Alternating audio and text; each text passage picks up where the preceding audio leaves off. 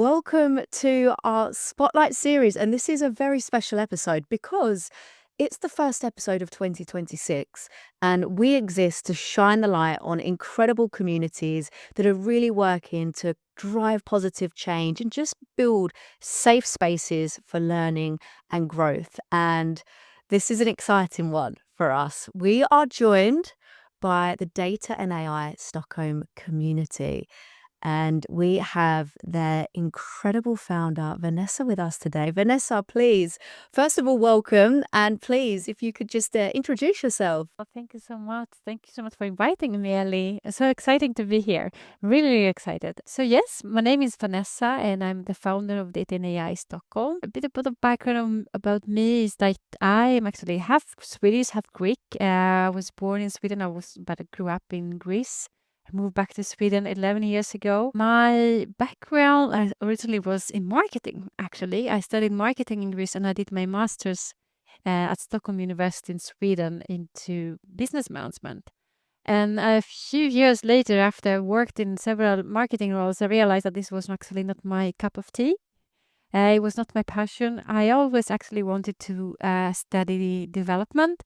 But back in the days when I actually just finished school and I got some help when applying to universities, the person that helped me said that development is not something for girls, unfortunately. And I was young. I felt like it was the right thing to do not to apply to a development program. So I applied into marketing. It was fun working for marketing, but again, it was not my passion. Development was something that I wanted always to try. So I said it's now or never. So I studied development and specialized into data. And I've been working since 3 years and a half, let's say, as a data engineer.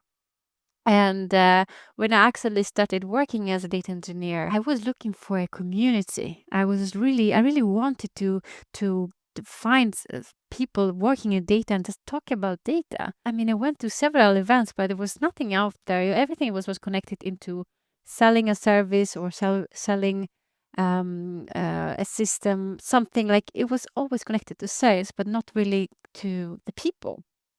So said, okay, there is nothing out there, then I will create one. And this is how I created Data and AI Stockholm. And it's been almost 1 year now. That is very exciting. And thank you for sharing light on your journey too, because that's something why I'm really happy that you joined us today, Vanessa, because we hear this story so often of people who had that initial passion or interest in tech, but didn't decide to pursue it or never even felt that it could be a space that they could pursue because they didn't have the representation, the role models.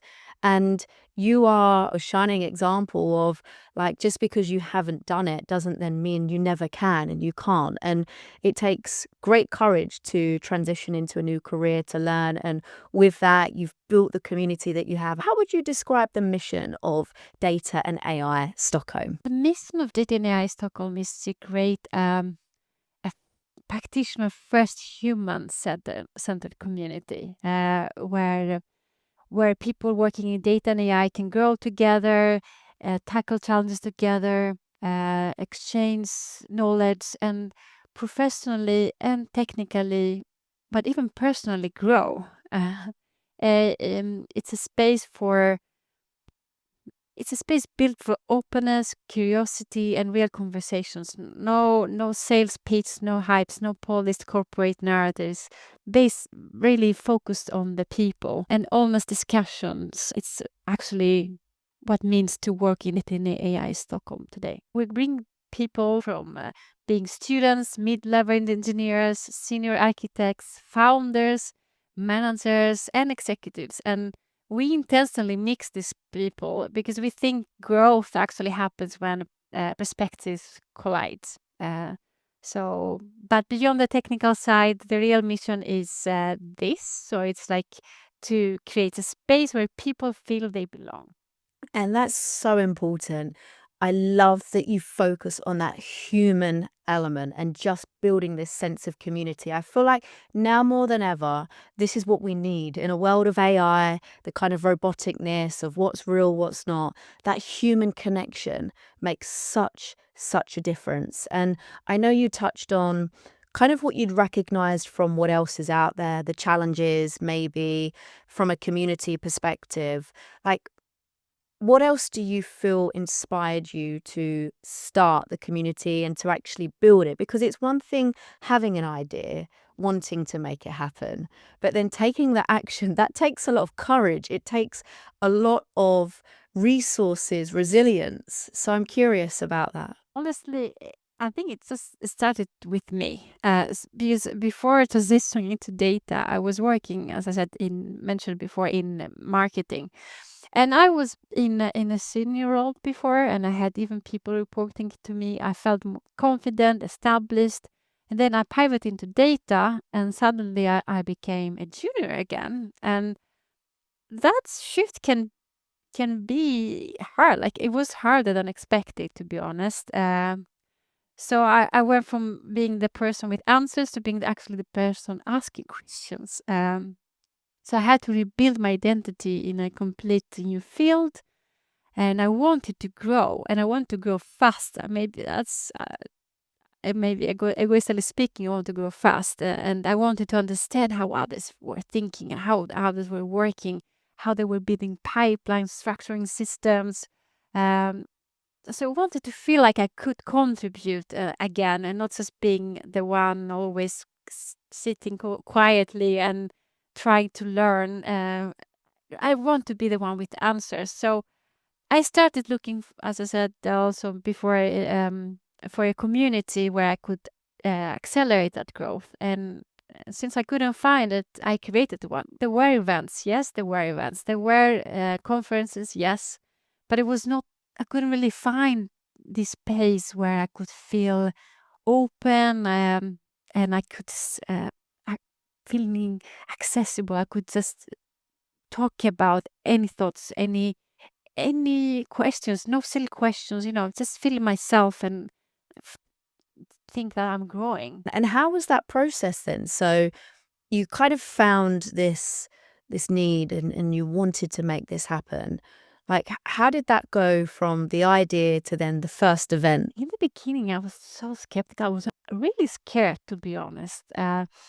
I mean, because when you start something really that is publicly, is kind of vulnerable, right? Because you risk failing. Of course, you risk to no one showing up. You risk maybe people judging you. But at some point, I was like, who cares?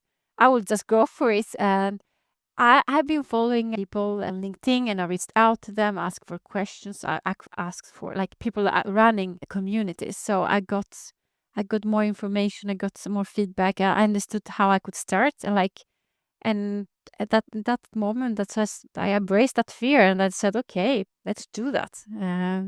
So the first event happened in March last year, and from that moment, it just grew organically. And I think because a lot of people wanted this, because it feels real. What was the first event focusing on? So our event format is more about into being into group discussions, and we had oh my god, we had three different topics. But the first event was actually at the company I was prior working at, Svedea.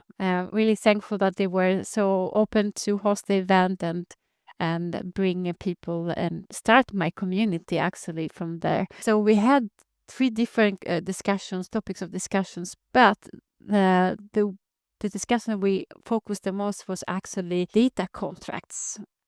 At that period was really, really, I guess, fancy, or like it was really hot to talk about. But it was really interesting, honestly, because as I said, only for being at the first event that I organized, we had such mix of people. It was really interesting to see their point of views, and the discussions was like ongoing. And this is how even another person from the guest actually came to me and said, oh, I want to do this again. Can we do this at my company next time? So yes, of course. And this is like how we actually grow. Like more people were showing up, and they also wanted to host an event, and the rest is history.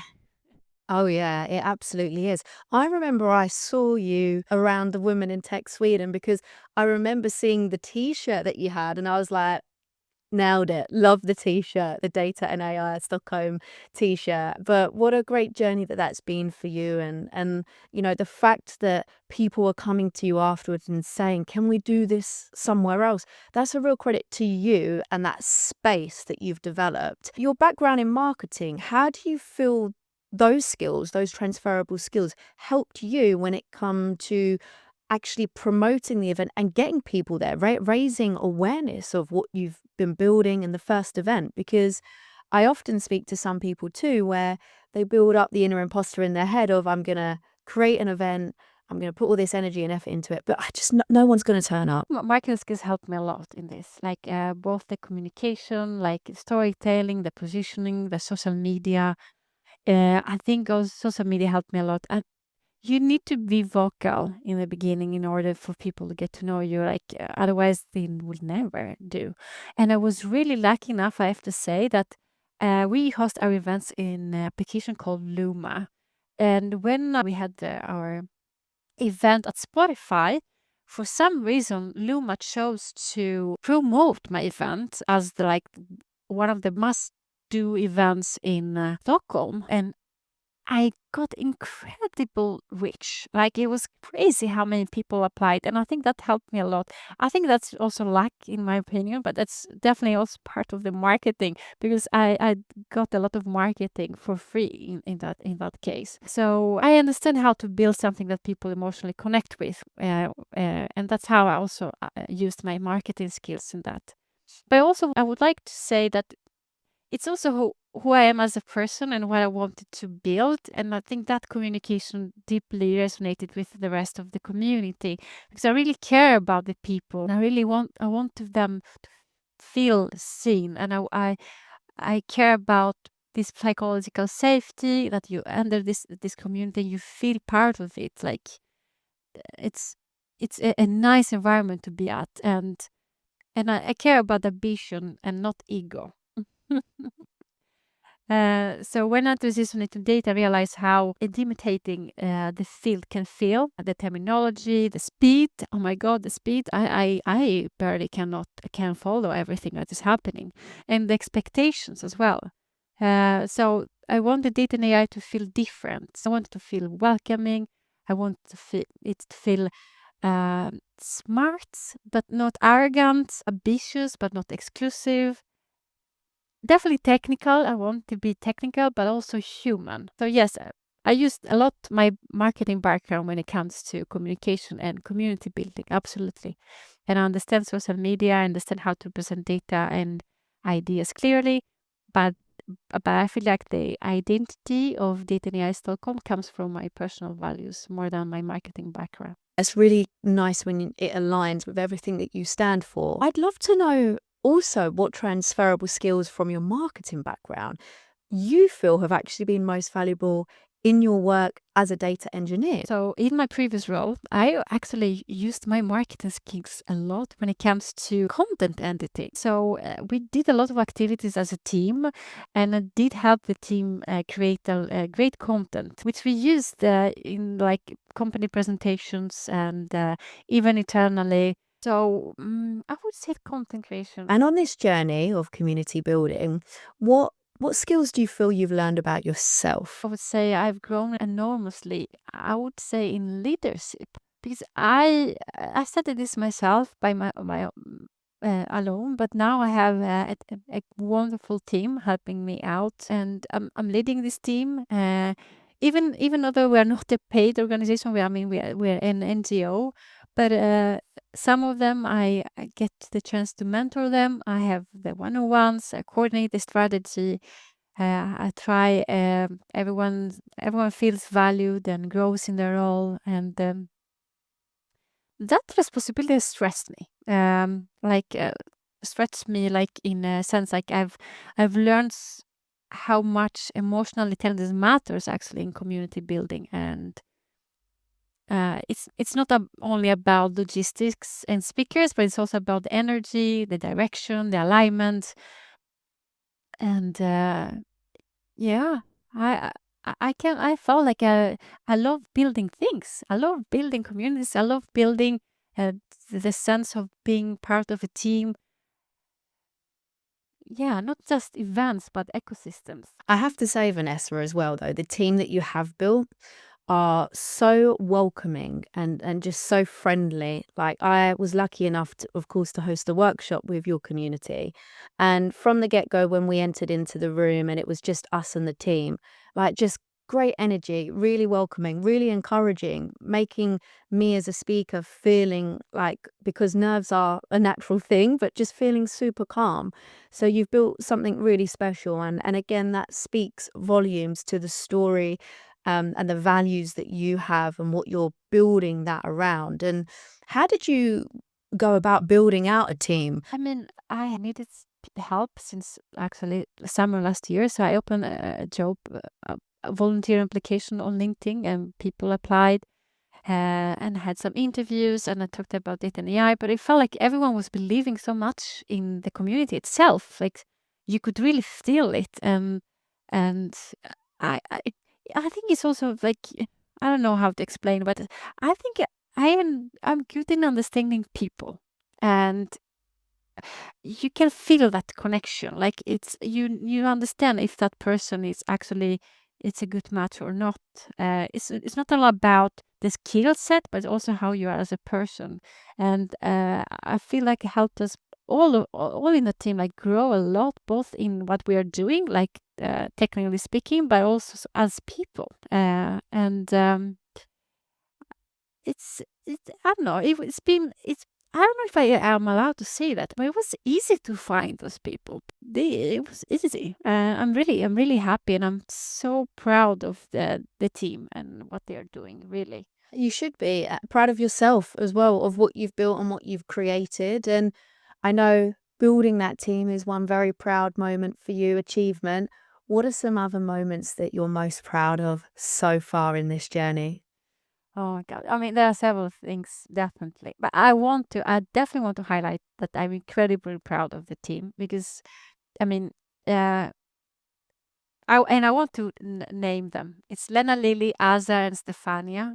They are exceptional people. I really have to. I want them to know that, and they invest much time. They invest much energy, and their expertise into this community. None of this would happen by accident. Really, behind every event and every post, every collaboration, there are a lot of hours of invisible work. Like, believe me, and all of them help to do this. Like we make decisions together. We really challenge each other as well, which is great. I love this. And we think long term and strategically about how we can grow this community sustainably. And and again, even though if this is a volunteer driven, we operate with intention and professionalism. So that makes me very, very proud. I'm incredibly proud of my team. Uh, and I'm also very, very proud of the diversity of the community. Uh, like the delivery of the members is something I really deeply value. It, as I mentioned even before, we have students, we have mid to senior level engineers, we have founders, managers, and all of them in the same room. And that mix creates really dynamic conversations. You can really feel it in the room, and it's really powerful when you see a student ask a question and a CTO answers, but it's also really, you can see the same powerful moment and the growth when actually senior engineer listens to what a junior has to say.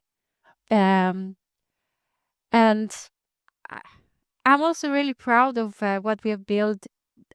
Besides the events, we have now a YouTube channel called Community Stories, which is was a major milestone for us, and for me personally, it's not just content format; it's a platform for human stories, which is great, and I love it.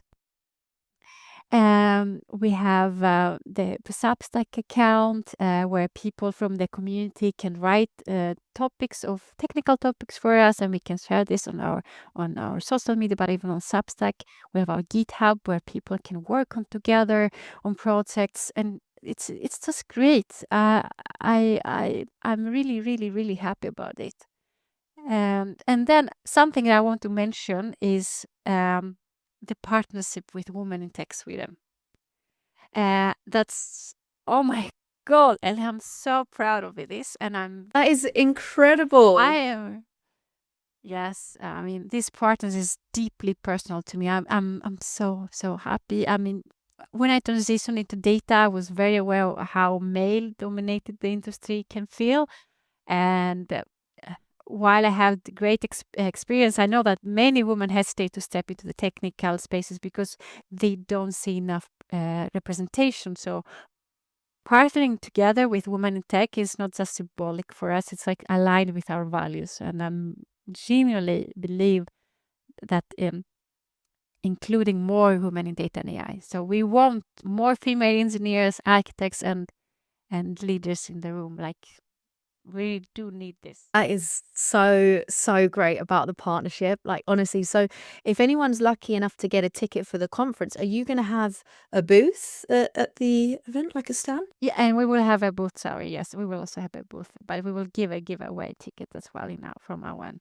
That is so exciting. There's so much for you to be so proud of. All that you've achieved within the year is really fantastic. And I'm just curious, thinking about the members and everything that you're driving, not just the events. What would be like an example of maybe a member's project, journey, contribution that you feel really does shine a light on the value that the community is creating? I love this question because the impact of the community is really one dramatic headline. It's usually many small moments, I have to say, that compound over time. Um, I mean, we have seen collaborations spark between engineers from completely different companies who met casually at one of our events, and they started discussions about, let's say, architectural decisions and how, like, the structural pipelines or they handle governments or any other toolings, and that conversation actually continued long after the event. So they they continued by actually booking a fika or booking like a meeting. So they wanted really to have this knowledge exchange, and which is, I mean, it's incredible. I love this. We also have seen members attend their first event very quietly, just I'm not sure if that's something for them, but they were just observing, and then months later they came back and they are like this time they are a speaker because they realize that this is actually something that they really value and like, and they would like to give back to the community. And another example is like it really stayed with me, and you based also know Megna. Megna is a member of ours, and she's coming from a QA engineering background, and through exposure to our community and discussions, she decided to actually build her first engineering project, data engineering project, and I'm so proud of her because she did an amazing job, and I feel like she's also grown herself a lot into this role, and she understands much more the how to how to build pipelines and how to work as a data engineer. And another member found a job through our connections that he made through in our events, which he came and thanked me so much. And to be honest, I didn't do anything. He was the one showing up. He was the one talking to people. He was that engaged, the one engaging. So um, it's just it's simply, yeah, the community simply created the environment that everything of this can happen, and I'm really really happy. It's so wonderful to hear that. And I want to ask, because you're in the data and AI space, what have you noticed to be some of maybe the recurring challenges that professionals in this space are facing at the moment? And companies should be aware of this? Technically speaking, we talk a lot about AI. A lot of people saying that we are in this AI hype, but we don't really talk about the real production behind it, like the systems, how the data quality and governance is important to be in place, or align business expectations with the technical constraints. And then there are so many new tools as well, and it's like it's a tool overload, and um, a lot of pressures as well. A lot of people are saying that there's a lot of pressure to implement AI without really the proper data foundations, and it's really challenging at that time because everything is moving fast.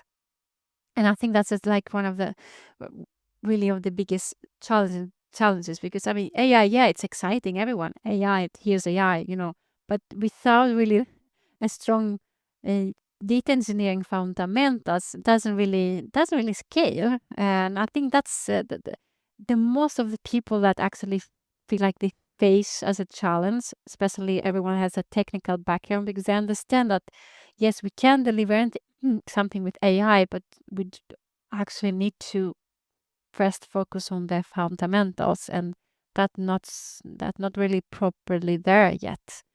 So I think there's a strong need to go back to the basics, let's say. Technically speaking, then I see a lot of new roles, or I don't know, maybe AI engineering, and the people thinking that they expect someone that has several years of experience, but there's something really new out there. So that might cause a bit of confusion to people. But I mean, someone might agree with me, someone might won't agree, because I mean, building automating systems has been here for a really long time. So it really depends on how you can relate the role to the background. But yeah, I would say more like honestly, it's more like the technical challenge that professionals facing right now. Thinking about like organizations and that they should be aware of this as well, that this is what the kind of people in the market are facing challenges around. But how can organizations contribute meaningfully to your community? We really highlight this a lot. We don't accept sales pitches. Like we don't want just logos. We want meaningful contributions, and that could be by hosting a workshop so people can learn something, like maybe learn how to use your tool, provide hands-on sessions, send real practitioners to share their real challenges and gains long term with us, support accessibility. I mean, I feel like community partnerships should feel collaborative, not just transactional. Something that we highlight, and I really hope that companies that would like to partnership with us will actually believe in our cause and what we're doing and what we're building. How can they get in touch? People can get in touch with us through LinkedIn. They have the website. We have all their links, that if they want to send us an email, or they can reach out to me like personally on LinkedIn. So that's not a problem. Wonderful, wonderful stuff. Of course, you've got the partnership, Women in Tech Sweden, that you just shared, which is very exciting. But what else is upcoming that you are excited about for Data and AI Stockholm? Oh my God. So right now we are actually planning to have a bigger event, hopefully Q3, Q4. Uh, I mean, it's not official yet, but we're into the process of looking for partnerships. So if anyone is interested in partnering with us and would like to sponsor our event, then they are more than welcome to reach out. But we are hoping for a very exciting one day, full day of conference. Very exciting. So everybody get following. Hit the notification bell on LinkedIn, on Data and AI Stockholm's LinkedIn. Yes, it's really exciting. We are growing a lot, and I'm really excited about this. But I also want to ensure that we're protecting the culture as we grow. It's really important, because at the end of the day, Data and AI Stockholm isn't just about data. It's about the people. Vanessa, like, it's been so wonderful to just be able to share this space with you, for you to share more about your journey with Data and AI Stockholm, all of the great things that you're building. So proud of you in terms of what you've created already. It's incredible. And we're so, so thankful for your time and for you joining us today. Thank you so much, Ellie. Thank you so much for inviting me. So happy to be here and speak about data and AI.